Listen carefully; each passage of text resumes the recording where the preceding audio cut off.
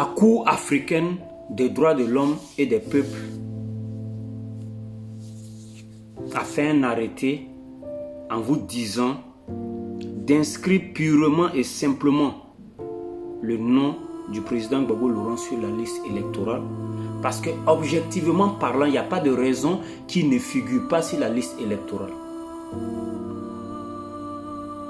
L'ONU, sur laquelle vous avez toujours compté et que le président Gbagbo Laurent n'a jamais compté sur elle, vous a dit: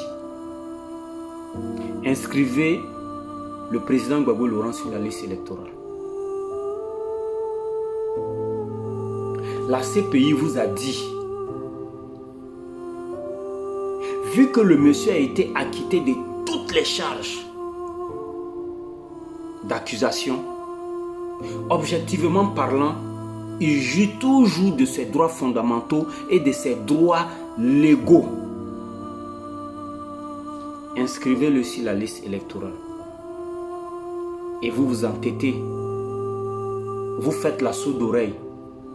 Parce que pour vous, lorsqu'une élection doit se passer en Côte d'Ivoire et qu'il n'y a pas de trouble, vous vous réjouissez pas en fait. C'est-à-dire que pour vous, il va falloir que chaque 5 ans qu'il y ait des troubles.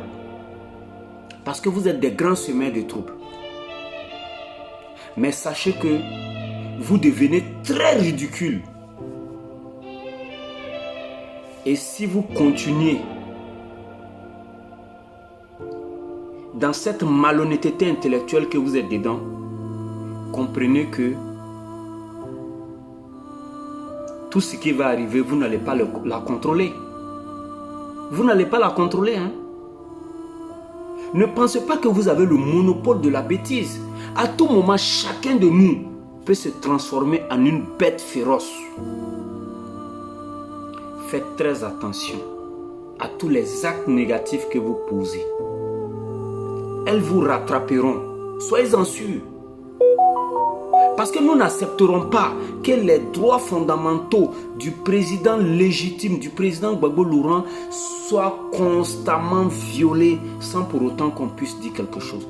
On n'accepterait pas ça. Ça, il va falloir que vous ayez ça dans la tête. Très clair, on n'accepterait pas ça. La Cour africaine des droits de l'homme et des peuples qui a sorti un décret, un arrêt qui oblige l'État de Côte d'Ivoire à rétablir le président Laurent Gbagbo dans ses droits, c'est-à-dire s'inscrire sur la liste électorale. Cette décision qui a été signifiée au président Ouattara, il n'a pas transmise à la commission électorale, d'après ce qu'on nous dit, à la CEI.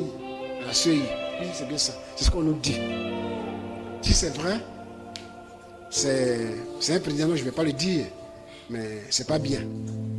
Sinon j'aurais dit c'est une faute, mais comme c'est un président, je ne vais pas dire ça. Mais c'est pas bien. Son rôle, c'est d'instruire ces institutions que voilà la décision que j'ai, faites-en bon usage. Il ne peut pas bloquer la décision, s'asseoir dessus et laisser Gbagbo Laurent dans la nature. Ça ne se fait pas. C'est une question de courtoisie, de caractère républicain, d'élégance même, d'élégance. Voilà, donc c'est ça.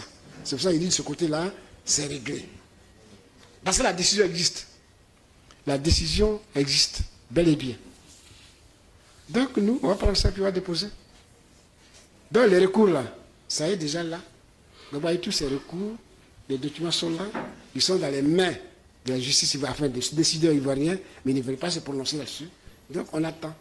On continuera à nous battre. On continuera à nous battre.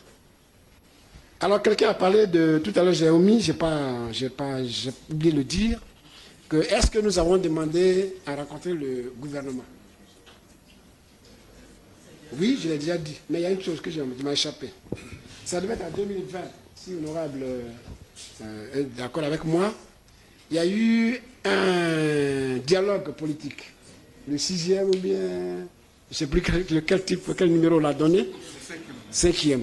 Ce dialogue politique a été présidé par mon parent, paix à son âme, Amadou Gon Coulibaly, Premier ministre. quand nous étions en train de